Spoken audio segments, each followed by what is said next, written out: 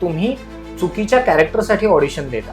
बरेचदा असं होतं की बरेच जण हे लीड रोल साठीच ऑडिशन देतात. म्हणजे एखादा हिरो हिरोईनचं कॅरेक्टर आहे आणि त्याच्यासाठी सगळेजण ऑडिशन देतात. असं नाही. आता नवाजुद्दीन सिद्दीकी किंवा असे अनेक कॅरेक्टर आहेत की जे लीड रोल एक हे म्हणतो की हिरो असा दिसला पाहिजे किंवा हिरोचा लुक असा असायला हवा किंवा हिरोईनचा लुक असा असायला हवा. हे जे पहिल्यापासून पायंडे होते अनेकांनी मोडलेले, पण ते कधी मोडले? स्क्रिप्टमध्ये त्या पद्धतीने ते मेन्शन केलेलं असतं तेव्हा. पण जर त्या स्क्रिप्टमध्ये मेन्शन केलेला हिरो हा हिरो दिसणारा, म्हणजे बाबा हिरो सारखा दिसणारा जर तो अपेक्षित आहे आणि आपलं कॅरेक्टर जर त्याला जात नाही आणि तरीही आपण लीड साठीच ऑडिशन देतो, तर मग आपण कुठेतरी चुकतोय. कदाचित काही कॅरेक्टर अशी असतील की जी निगेटिव्ह रोलसाठी सुद्धा जाऊ शकते किंवा काही कॅरेक्टर असतील जी कॅरेक्टर रोलसाठी. आता मराठी काय किंवा हिंदी इंडस्ट्रीमध्ये अनेक कलाकार असे आहेत की जे कॅरेक्टर रोल करून सुद्धा फेमस आहेत किंवा जे लक्षात आहे. त्यामुळे असं नाहीये की तुम्ही चुकता कुठेतरी, तर तुम्ही चुकीच्या कॅरेक्टरसाठी ऑडिशन देता. त्यामुळे आधी हे समजून घ्यायला हवं, कुठल्याही ऑडिशन देताना मोठ्या कलाकारांचं हे मी सांगतो की त्यांनी हे समजून घ्यायला हवं की आपण ज्या